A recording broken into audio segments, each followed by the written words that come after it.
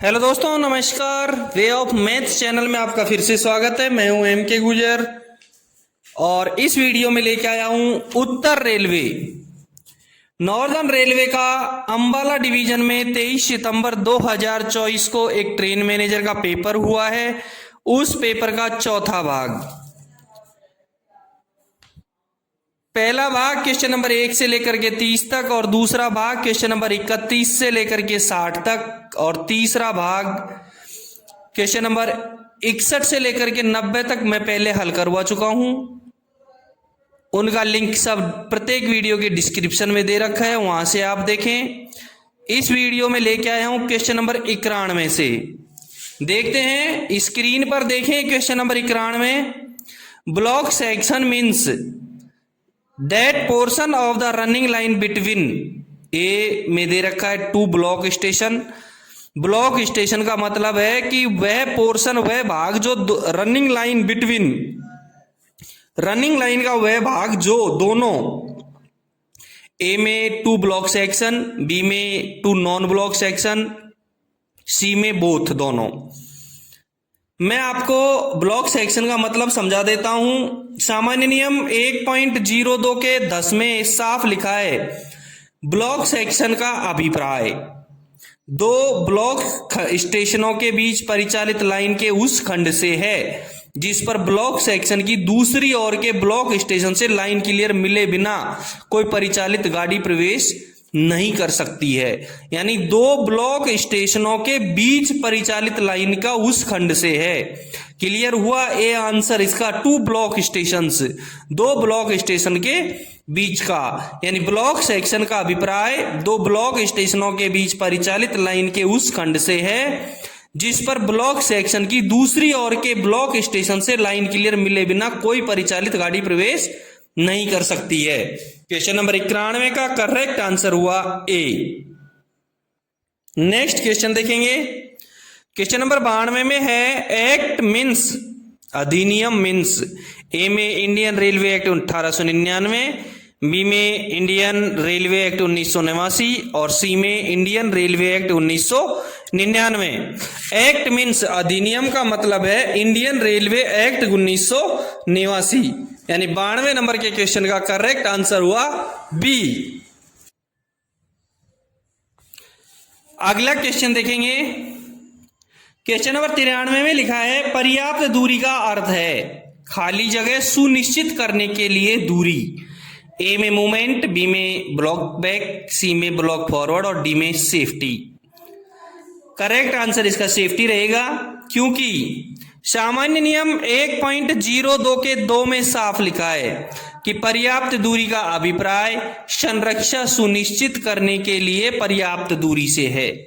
संरक्षा सुनिश्चित करने के लिए पर्याप्त दूरी से है, इसलिए 93 नंबर के क्वेश्चन का करेक्ट आंसर रहेगा डी, सेफ्टी। ए में मूवमेंट दे रखा है, बी में ब्लॉक बैक दे रखा है। सामान्य नियम 1.02 के 8 में ब्लॉक बैक का भी लिखा हुआ है। सामान्य नियम 1.02 के 8 के अनुसार ब्लॉक बैक का अभिप्राय दोहरी लाइन पर पिछले निकटवर्ती ब्लॉक स्टेशन को और सिंगल लाइन पर अगले और पिछले दोनों निकटवर्ती ब्लॉक स्टेशनों को किसी ब्लॉक स्टेशन से यह संदेश भेजने से है कि ब्लॉक सेक्शन अवरुद्ध है या अवरुद्ध होने वाला है। ये ब्लॉक बैक है। सी में ब्लॉक फॉरवर्ड दे रखा है, जिसका उल्लेख सामान्य नियम 1.02 के 9 में किया हुआ है कि ब्लॉक फॉरवर्ड का अभिप्राय डबल लाइन पर किसी ब्लॉक स्टेशन से अगले निकटवर्ती ब्लॉक स्टेशन को यह सूचना भेजने से है कि आगे का ब्लॉक सेक्शन अवरुद्ध है अथवा अवरुद्ध होने वाला है। यह सामान्य नियम 1.02 के 9 में लिखा हुआ है। क्लियर हुआ? क्वेश्चन नंबर 93 का करेक्ट आंसर हुआ डी, सुरक्षा सुनिश्चित करने के लिए दूरी को पर्याप्त दूरी का अर्थ दिया गया है। अगला क्वेश्चन देखेंगे, क्वेश्चन नंबर 94 में है अनुमोदित विशेष अनुदेश के अतिरिक्त टर्न आउट पर ट्रेन की गति क्या होगी। ए में 10 किलोमीटर प्रति घंटा, बी में 15 किलोमीटर प्रति घंटा, सी में 45 किलोमीटर प्रति घंटा और डी में 60 किलोमीटर प्रति घंटा। अनुमोदित विशेष अनुदेश के अतिरिक्त टर्नआउट पर ट्रेन की गति 15 किलोमीटर प्रति घंटा होगी। 94 नंबर के क्वेश्चन का करेक्ट आंसर रहेगा बी, 15 किलोमीटर प्रति घंटा। अगला क्वेश्चन देखेंगे, क्वेश्चन नंबर 95 में है, अलार्म चैन खींचने के बाद आईसीसी सिस्टम को सामान्य करने के लिए किस हैंडल का उपयोग किया जाना चाहिए? ए में रीस्टार्टिंग, बी में रीसेटिंग और सी में दोनों। ध्यान रहे, अलार्म चैन खींचने के बाद आईसीसी सिस्टम को सामान्य करने के लिए रीसेटिंग हैंडल का उपयोग किया जाना चाहिए। इसलिए 95 नंबर के क्वेश्चन का करेक्ट आंसर रहेगा बी, रीसेटिंग। क्वेश्चन नंबर 96 देखेंगे। क्वेश्चन नंबर 96 में है, पहली राजधानी ट्रेन कब शुरू की गई थी? ए में 1969, बी में 1971, सी में 1980 और डी में 1984 दे रखा है। पहली राजधानी एक्सप्रेस 1 मार्च 1969 को नई दिल्ली से हावड़ा के बीच चली थी। ये ट्रेन 3 मार्च 1969 को हावड़ा से अपनी पहली यात्रा पर निकली थी। बिल्कुल 96 नंबर के क्वेश्चन का करेक्ट आंसर हुआ ए, 1969 यानी 1 मार्च 1969।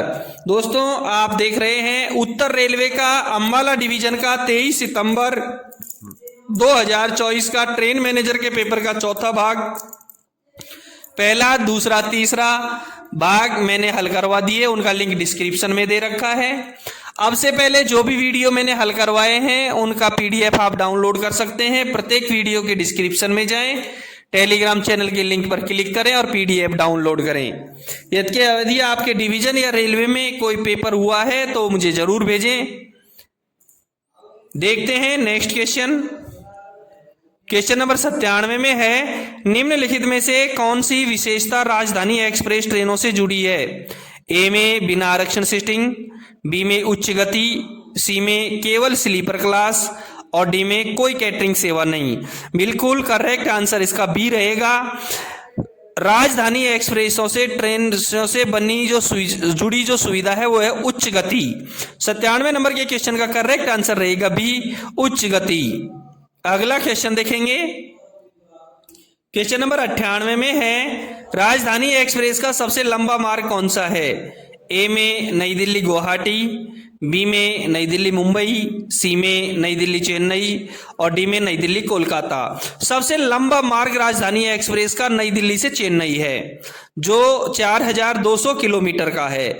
जहां एक गाड़ी चलती है राजधानी एक्सप्रेस निजामुद्दीन से चेन्नई सेंट्रल तक, हजरत निजामुद्दीन से चेन्नई सेंट्रल 12,434 नंबर है, जो 42 किलोमीटर की दूरी तय करती है। ठीक है, 98 नंबर के क्वेश्चन का करेक्ट आंसर हुआ सी, नई दिल्ली से चेन्नई। अगला क्वेश्चन देखेंगे। क्वेश्चन नंबर 99 देखें, What kind of coaches are primarily found in राजधानी एक्सप्रेस ट्रेन्स? राजधानी एक्सप्रेस के कोचों में प्राथमिक जो सुविधा है वो क्या है? ए जनरल कोचेज, बी में एसी कोचेज, सी में नॉन एसी स्लीपर कोचेज और डी में लग्जरी कोचेज। 99 नंबर के क्वेश्चन का करेक्ट आंसर रहेगा ए, एसी कोचेज। सबसे पहले जो प्राथमिक सुविधा दी गई है वो है बी, एसी कोचेज। 99 नंबर के क्वेश्चन का करेक्ट आंसर हुआ बी, एसी कोचेज। अगला क्वेश्चन देखेंगे। क्वेश्चन नंबर 100 में है, इंटीग्रल कोच फैक्ट्री यानी आईसीएफ की स्थापना कब हुई थी? आईसीएफ का full form integral coach factory है। ए में 1952 दे रखा है, बी में 1955, सी में 1960 दे रखा है और डी में 1965। ध्यान रहे, इंटीग्रल कोच फैक्ट्री जिसका उद्घाटन भारत के प्रथम प्रधानमंत्री पंडित जवाहरलाल नेहरू ने 2 अक्टूबर 1955 को किया था। यानी क्वेश्चन नंबर 100 का करेक्ट आंसर रहेगा बी, 1955। अब देखते हैं राजभाषा के 10 क्वेश्चन। क्वेश्चन नंबर 101 देखें। क्वेश्चन नंबर 101 में है, राजभाषा अधिनियम 1963 कब संशोधित किया गया? ए में 1967, बी में 1971, सी में 1988 और डी में 1963। राजभाषा अधिनियम 1963 1967 में संशोधित किया गया, इसलिए क्वेश्चन नंबर 101 का करेक्ट आंसर रहेगा ए 1967। अगला क्वेश्चन देखेंगे, क्वेश्चन नंबर 102 में है राजभाषा अधिनियम 1963 की धारा 4 का संबंध किससे है? ए में सुरक्षा पर संसदीय समिति, बी में नियुक्तियों पर संसदीय समिति और सी में दे रखा है वित्त पर संसदीय समिति और डी में है राजभाषा संसदीय समिति। ध्यान रहे, राजभाषा अधिनियम 1963 की में जो धाराएं हैं उनकी कुल 9 हैं, यानी धाराओं की संख्या 9 है और चौथी जो धारा है, धारा 4 है, उसका संबंध है राजभाषा संसदीय समिति से, राजभाषा संसदीय समिति से, यानी 102 नंबर के क्वेश्चन का करेक्ट आंसर रहेगा डी। ठीक है, अगला क्वेश्चन देखेंगे, क्वेश्चन नंबर 103 में है 8वीं अनुसूची में कितनी भाषाएं हैं? ए में 20, बी में 8, सी में 25 और डी में 22 दे रखी हैं। ध्यान रहे, 8वीं अनुसूची में कुल 22 भाषाएं हैं और 22 भाषाएं कौन सी हैं? असमिया, उड़िया, उर्दू, कन्नड़, कश्मीरी, कोंकणी, गुजराती, डोगरी, तमिल, तेलुगु, नेपाली, पंजाबी, बांग्ला, बोडो, मणिपुरी, मराठी, मलयालम, मैथिली, संथाली, संस्कृत, सिंधी और हिंदी, ये 22 भाषाएं संविधान की 8वीं अनुसूची में हैं। इंपॉर्टेंट रहेगा इसमें, नेपाली एक ऐसी भाषा है जो विदेशी भाषा होते हुए भी हमारे संविधान की 8वीं अनुसूची में सम्मिलित है। अंग्रेजी एक ऐसी भाषा है जो हमारे नागालैंड राज्य की राजकीय भाषा होते हुए भी हमारे संविधान की 8वीं अनुसूची में सम्मिलित नहीं है। 103 नंबर के क्वेश्चन का करेक्ट आंसर हुआ डी 22। अगला क्वेश्चन देखेंगे, क्वेश्चन नंबर 104 है राजभाषा आयोग के प्रथम अध्यक्ष कौन थे? ए में LB शास्त्री, बी में VP मंडल, सी में BG खैर। ध्यान रहे, राजभाषा आयोग के प्रथम अध्यक्ष BG खैर थे। राजभाषा आयोग का गठन 7 जून 1955 को भारत के राष्ट्रपति के द्वारा किया गया था और उसका प्रथम अध्यक्ष BG खैर को नियुक्त किया गया था। BG खैर का पूरा नाम बाबा साहेब गंगाधर खैर है, जिनका जन्म 24 अगस्त 1888 को और मृत्यु 8 मार्च 1957 को हुई थी। इनके 1954 में भारत सरकार द्वारा पद्म विभूषण से सम्मानित किया गया था। ठीक है, 104 नंबर का क्वेश्चन का करेक्ट आंसर रहेगा BG खैर। अगला क्वेश्चन देखेंगे, क्वेश्चन नंबर 105 में है कौन सा राज्य क्षेत्र सी के अंतर्गत आता है? राजभाषा की दृष्टि से भारत को 3 भागों में विभाजित किया गया है, कै क्षेत्र, ख क्षेत्र और ग क्षेत्र। तो इसमें दे रखा है कि सी के अंतर्गत यानी ग क्षेत्र के अंतर्गत कौन सा राज्य आता है? ए में राजस्थान, बी में हरियाणा, सी में महाराष्ट्र और डी में सिक्किम। राजस्थान क क्षेत्र में आता है, हरियाणा क क्षेत्र में आता है, महाराष्ट्र क क्षेत्र में आता है और सिक्किम ग क्षेत्र में आता है। ग क्षेत्र में उड़ीसा, बंगाल, आसाम, अरुणाचल प्रदेश, नागालैंड, मेघालय, मणिपुर, त्रिपुरा, मिजोरम, तमिलनाडु, तेलंगाना, कर्नाटका, आंध्र प्रदेश, सिक्किम और केरला, ये ग क्षेत्र के अंतर्गत आते हैं। 103 105 नंबर के क्वेश्चन का करेक्ट आंसर हुआ डी। अगला क्वेश्चन देखेंगे, केंद्रीय हिंदी समिति के अध्यक्ष कौन हैं? ए में गृह मंत्री, बी में रेल मंत्री, सी में वित्त मंत्री और डी में प्रधानमंत्री। ध्यान रहे, केंद्रीय हिंदी समिति का गठन दिनांक 9 नवंबर 2011 को, केंद्रीय हिंदी समिति का पुनर्गठन दिनांक 9 नवंबर 2011 को किया गया था और इस समिति में 41 सदस्य थे। इसका अध्यक्ष प्रधानमंत्री को बनाया गया है। 106 नंबर के क्वेश्चन का करेक्ट आंसर रहेगा डी, प्रधानमंत्री। अगला क्वेश्चन देखेंगे, क्वेश्चन नंबर 107 में है, 8वीं अनुसूची में कौन सी विदेशी भाषा शामिल है? मैंने आपको 103 नंबर के क्वेश्चन में बता दिया था। ए में अंग्रेजी, बी में फारसी, सी में नेपाली और डी में भूटानी। 8वीं अनुसूची में 22 भाषाएं हैं, जिसमें नेपाली एक ऐसी भाषा है जो विदेशी भाषा होते हुए भी भारत की 8वीं अनुसूची में शामिल की गई है, और अंग्रेजी एक राजकीय भाषा, नागालैंड की राजकीय भाषा होते हुए भी हमारे भारत के संविधान की 8वीं अनुसूची में सम्मिलित नहीं है। 107 नंबर के क्वेश्चन का करेक्ट आंसर हुआ सी, नेपाली। अगला क्वेश्चन देखेंगे, क्वेश्चन नंबर 108 में है, हिंदी दिवस कब मनाया जाता है? ए में 14 सितंबर, बी में 14 अक्टूबर और सी में 26 नवंबर। हिंदी दिवस एक तो होता है राष्ट्रीय हिंदी दिवस, एक होता है विश्व हिंदी दिवस। राष्ट्रीय हिंदी दिवस 14 सितंबर को मनाया जाता है। हिंदी भाषा को मान्यता देते हुए 14 सितंबर 1949 को संविधान सभा ने हिंदी को देश की आधिकारिक भाषा का दर्जा दिया था। हिंदी भाषा देश के अधिकतर क्षेत्रों में बोली जाती है, जिस कारण हिंदी को राजभाषा का दर्जा दिया गया था। बिल्कुल क्लियर हुआ, राष्ट्रीय हिंदी दिवस 14 सितंबर को मनाया जाता है। राष्ट्रीय विश्व हिंदी दिवस प्रतिवर्ष 10 जनवरी को पूरी दुनिया में मनाया जाता है। इसके मनाने का उद्देश्य हिंदी के प्रचार प्रसार के लिए जागरूकता पैदा करना और वैश्विक स्तर पर इसे एक अंतर्राष्ट्रीय भाषा के रूप में पेश करना है। वैश्विक स्तर पर हिंदी को लेकर पहला जो आयोजन है वो 10 जनवरी 1974 को महाराष्ट्र के नागपुर में किया गया था। इस सम्मेलन में 30 देशों के 122 प्रतिनिधियों ने भाग लिया था।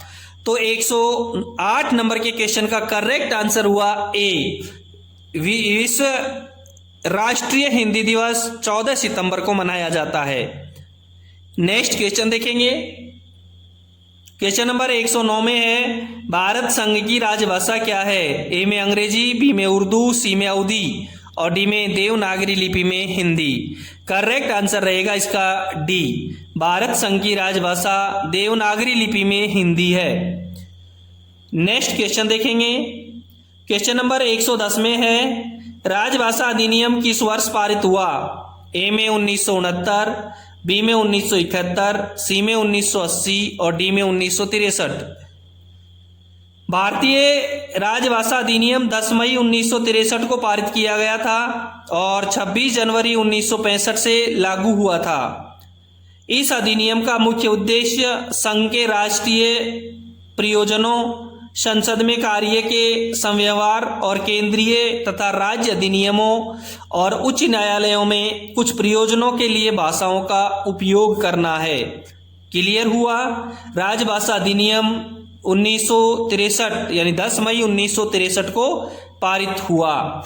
110 नंबर के क्वेश्चन का करेक्ट आंसर हुआ डी, 1963। दोस्तों ये था उत्तर रेलवे का अंबाला डिवीजन का 23 सितंबर 2024 को ट्रेन मैनेजर का जो पेपर हुआ था उस पेपर का अंतिम भाग। 1, 2, 3, 4 चारों भाग मैंने हल करवा दिए, उनका लिंक डिस्क्रिप्शन में दे रखा है। फिर मिलते हैं अगले किसी पेपर में नए पेपर के साथ, अगले किसी वीडियो में नए पेपर के साथ में। धन्यवाद।